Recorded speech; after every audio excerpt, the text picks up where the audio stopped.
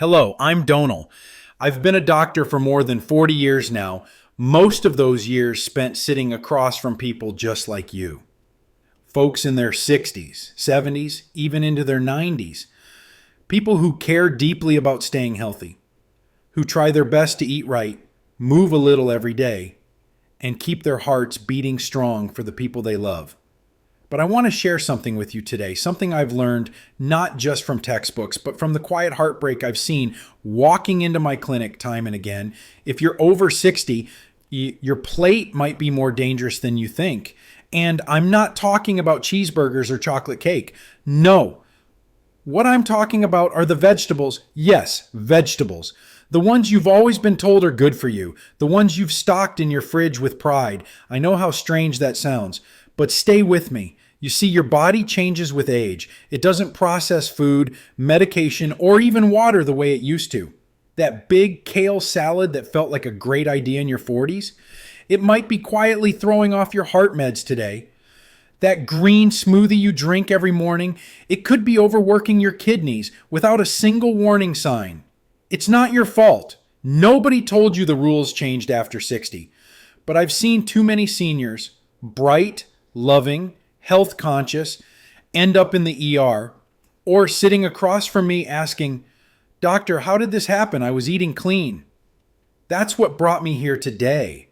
Not to scare you, not to tell you what you can't eat, but to gently open a door, to help you understand what your heart truly needs now, not 20 years ago. So in this video, I'll walk you through 5 vegetables you've probably trusted for years, but that might be silently stressing your heart today. And I'll show you how to keep loving your food, just in safer, smarter ways. No guilt, no shame, just small changes that could make a big difference. Because your heart still has time, and it deserves your attention. So, let's start with a leafy green that's celebrated on every health blog, but might be working against your medication without you even knowing. Part 1. Kale, the unexpected interferer. You know, it's become almost a symbol of health these days, kale. Everywhere you look, someone's talking about how it's a superfood, how it cleanses the body, how it's the secret to long life. And truth be told, kale really does have some incredible nutrients.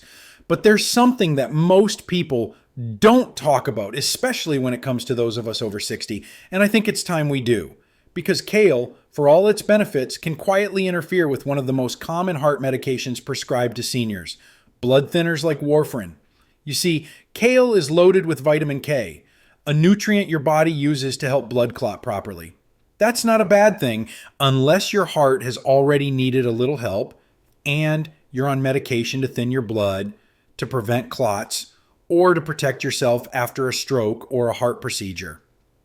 In that case, too much vitamin K can actually reverse the effects of your medication, making your blood thicker again, which puts you at greater risk for the very thing you were trying to avoid, a stroke, a clot, or worse. Now here's where it gets tricky. Most people don't think of kale as dangerous. In fact, that's what makes it so concerning. It feels too healthy to ever question. I've sat across from patients who told me with pride in their voice that they were eating more greens, cutting back on processed food, doing the right thing. And they were, at least in spirit, but they didn't realize that those big kale salads or daily green smoothies were quietly overpowering their medication. And the worst part, they didn't feel it happening. They thought everything was fine until the test results told a very different story. Now, I want to be very clear. Kale is not the villain here. The problem isn't the vegetable, it's the inconsistency.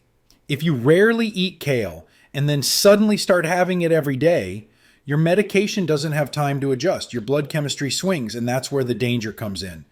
But if you're steady, if you keep your intake balanced and predictable, then it can be part of your life, even with blood thinners. So here's what I always tell my patients. Don't be afraid of healthy food, but do be honest with your doctor. If you're making changes to your diet especially if you're increasing foods rich in vitamin K, just speak up. Let your care team support you so your medicine and your meals can work in harmony, not conflict. Getting older means our bodies respond differently. What once worked without a second thought now deserves a bit more attention, a little more care. But that's not a reason to feel discouraged. It's just a reminder that wisdom comes with age, and small changes can protect you in big ways. Now, let's shift from something leafy to something crunchy. You might be surprised to learn that one of the biggest threats to your heart health isn't what you eat for dinner. It's what you grab from the pantry as a side dish.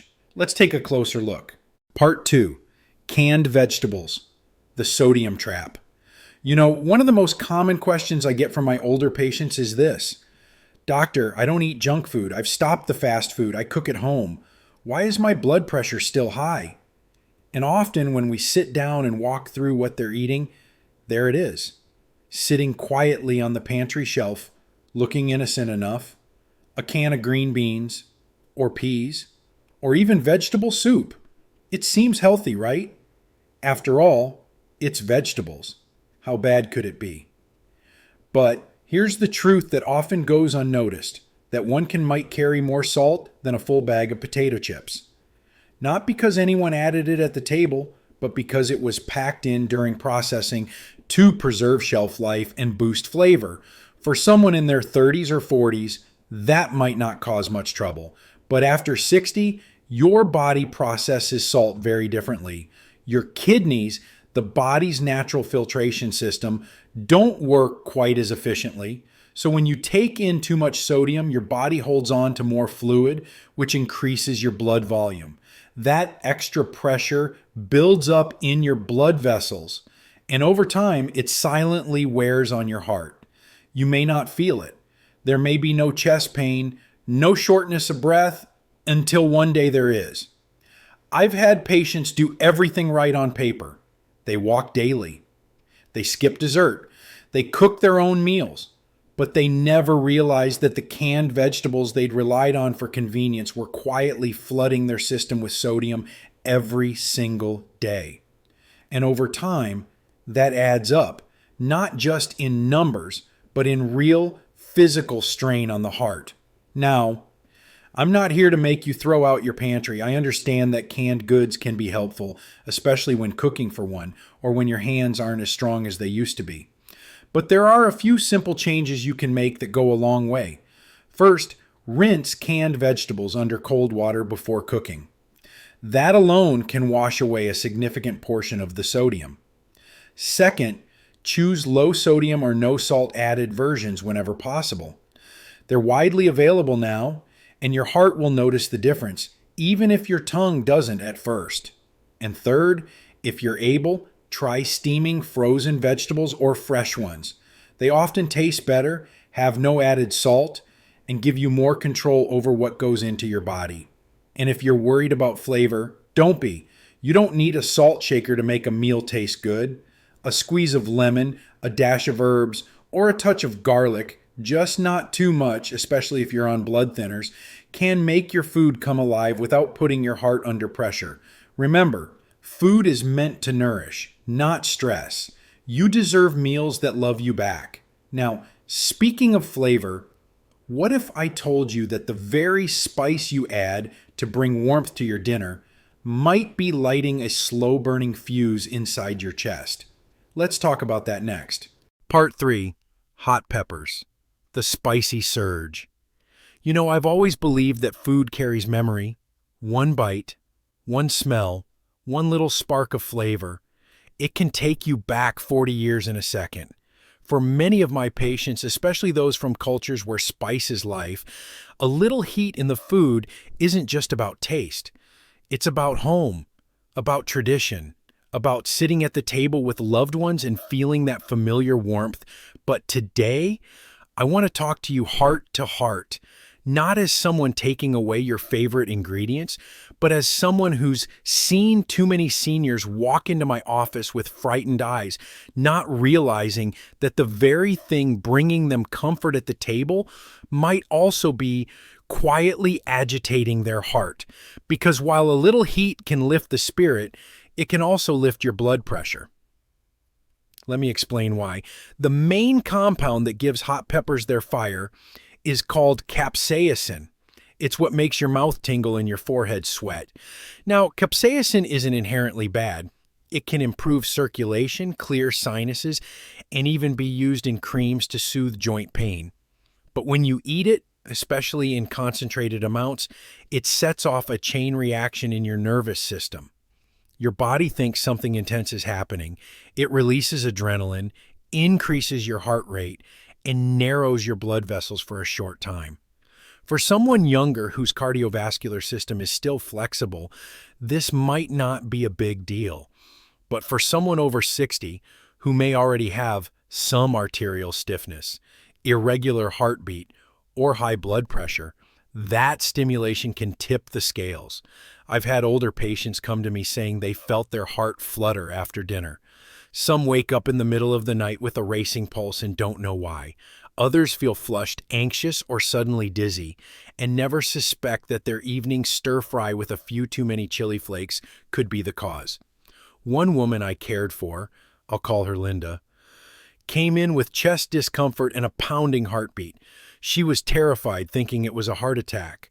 We ran all the tests, and her heart looked stable.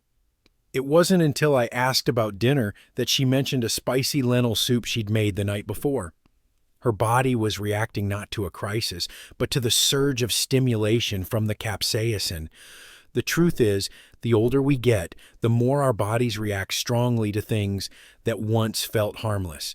It's not because you're doing anything wrong. It's just that your body is asking you to treat it with more gentleness. So here's what I suggest. Not to take away flavor, but to reimagine it. There are beautiful, heart-supporting spices that bring warmth without the cardiac stress. Turmeric, for instance, has natural anti-inflammatory properties and adds a golden glow to soups and rice. Basil and rosemary bring depth and aroma, and fresh ginger adds a gentle zing that's also good for digestion and circulation. Even just a squeeze of lemon or a sprinkle of cinnamon can wake up a dish without overworking your heart. You don't have to eat bland food. You don't have to abandon the meals you love. But maybe it's time to give your heart a little more peace, a little more room to beat in rhythm without the spikes and rushes. It's not about removing joy from your plate. It's about preserving energy and protecting what matters most. And remember, this is not about perfection. It's about listening to your body with the same love and attention you give to others. If your heart has been working for you for over 6 decades, don't you think it's earned that? So far, we've looked closely at what's sitting on your plate. But now I want to take you one layer deeper into something that may be hiding inside your food, something fresh and crunchy that looks innocent, but when eaten raw, might be quietly putting your heart at risk. Let's talk about that next. Part 4, raw spinach in smoothies, the hidden oxalate overload. There's something about starting the day with a green smoothie that feels good. It feels like a promise to your body, a commitment to health, to energy, to doing the right thing. And for many seniors I know, adding a handful of raw spinach to the blender has become a morning ritual. It's easy, it's vibrant, and it's praised in every wellness article you can find. But here's what I want to gently share with you, not to alarm you, but to inform you with kindness and clarity. Spinach in your smoothie sounds like a heart-smart move, but raw spinach is rich in oxalates, and for older adults, that can quietly strain your kidneys and your heart. Oxalates are natural compounds found in many plant-based foods. In moderation, most people can handle them without issue. But when you consume high oxalate foods frequently, especially in raw form, those compounds begin to bind with calcium in your body and can form crystals. Over time, those crystals can become kidney stones or cause micro damage that the kidneys have to work hard to repair. Now, if you're in your 30s or 40s with perfectly functioning kidneys, your body can usually clear out the excess. But after 60, things change. Your kidney function naturally declines even if your labs still fall within normal range. It doesn't mean you're sick. It just means your body needs you to be a little more thoughtful. And when the kidneys are overworked, your heart has to pick up the slack. It's a system. Everything is connected. I've had patients who started making daily green smoothies because they were trying to take better care of themselves. They'd swapped in each swipe the toast and coffee for blended greens, proud of their choice. And yet, weeks later, they came to me with flank pain, nausea, or even signs of dehydration and elevated blood pressure. When we traced it back, the pattern was clear. It wasn't the smoothie itself, it was the overload of raw spinach day after day, silently building up a burden their body didn't have the reserves to handle. Now, I want to pause here and say this. Spinach is not the enemy. It's full of nutrients, vitamin C, folate, iron. But how you prepare it matters. When spinach is cooked, even just lightly steamed, its oxalate levels drop significantly, making it much easier for your body to process. That simple step, applying heat, can turn something taxing into something nourishing. And if you're someone who enjoys green smoothies regularly, I encourage you to rotate your greens.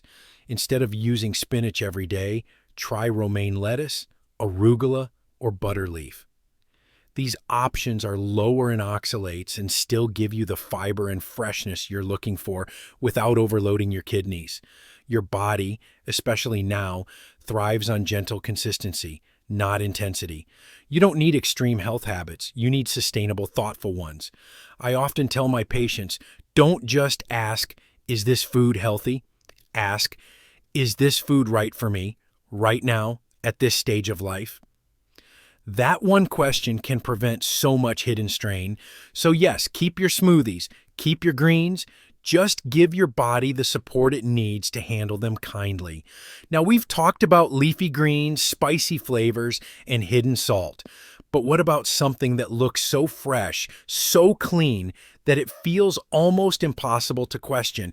I'm talking about something crunchy, something raw, something that may be carrying a hidden bacterial threat, one that your immune system may not be strong enough to fight anymore.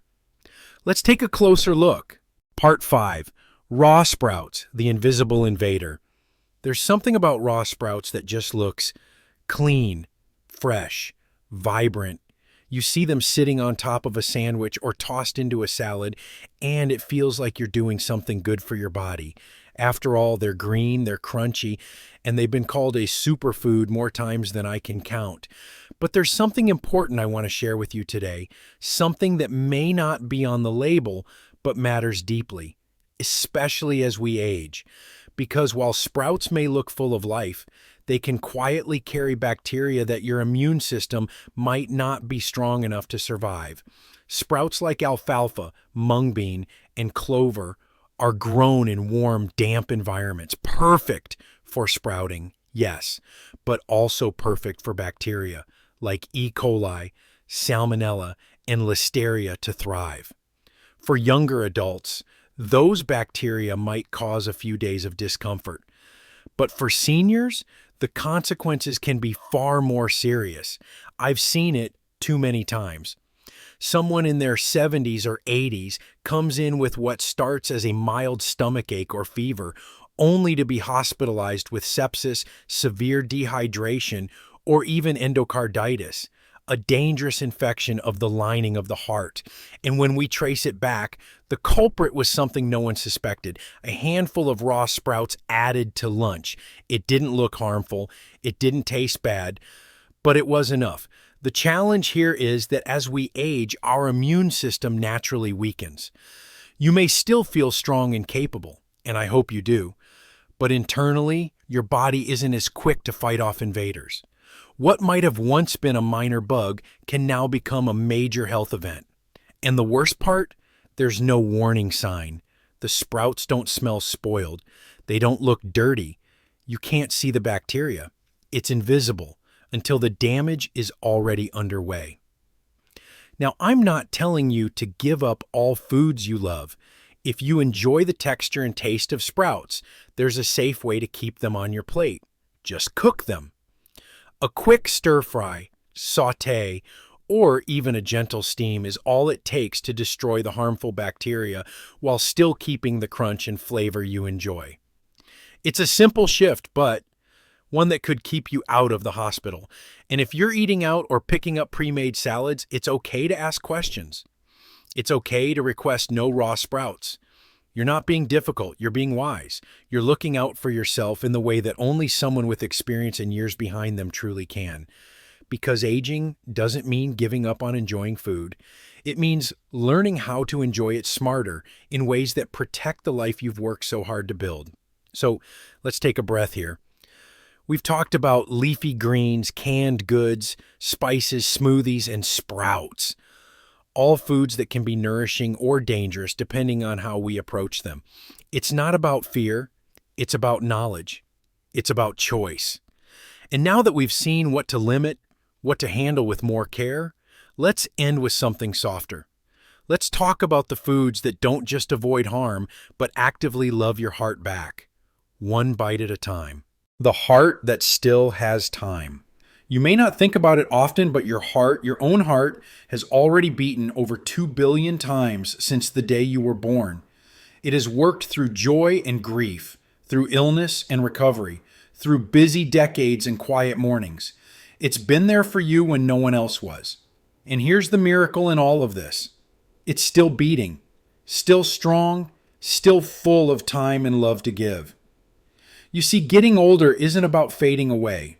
It isn't about stepping back or giving up. It's about getting wiser. It's about learning how to care for yourself in the way you once cared for everyone else. It's about listening more closely to your body, to your energy, to your intuition, and it's realizing that some of the foods you once trusted, the ones you grew up believing were always healthy, may no longer serve your body the way they once did. But here's the good news. That doesn't mean the joy is gone. It doesn't mean flavor has to leave your plate or that comfort can't still come from your kitchen. It just means adjusting the rhythm of how you nourish yourself, gently, intentionally, with love. So now, let's shift from what to limit to what to embrace. Let's talk about the foods that love you back. Fill your plate with warm, healing choices. Start with steamed carrots, soft and naturally sweet, full of beta-carotene and gentle on digestion. Add roasted beets, rich in nitrates that help open your blood vessels and reduce pressure on your heart. Cooked Chinook tomatoes, not raw, which release more lycopene when heated, an antioxidant that supports cardiovascular health. Bring in lentils, those small but mighty legumes packed with protein, fiber, and potassium, perfect for managing blood pressure and supporting stable energy. And don't forget green beans, a quiet champion of heart-healthy minerals and a low-sodium way to bulk up a meal without taxing your system. These foods aren't trendy. They don't need to be. They're humble, gentle, nourishing. And that's what your heart craves now. Not stress, not extremes, but consistency, warmth, and balance. And if you're worried that eating this way means giving up on flavor, let me assure you, it doesn't. Herbs like rosemary, thyme, and basil can awaken any dish. A little garlic, used with awareness, brings depth without harm. A splash of lemon, a touch of ginger, a sprinkle of cinnamon, these are the new ingredients of joy. The kind that don't just feed your body, but lift your spirit. Because food isn't just about staying alive, it's about feeling alive. And you deserve to feel that every single day. So, as we close, I want to leave you with this thought. You don't need to do everything perfectly, you just need to start. Start with one change, one meal, one mindful moment. You're not too late. Your heart is still here, still ready, still asking you gently to pay attention. And if this message touched you in any way, I'd love to know. type a 1 in the comments if this video spoke to you. Or share just one food swap you're planning to make this week, just one small thing you're ready to try. Let's create a space where seniors can support each other, age with grace, and live with strength and joy together. Because your next heartbeat is a gift, and it's yours to protect. Thank you for being here. Thank you for caring for yourself. I'm Dr. Donal, and I'll see you in the next video.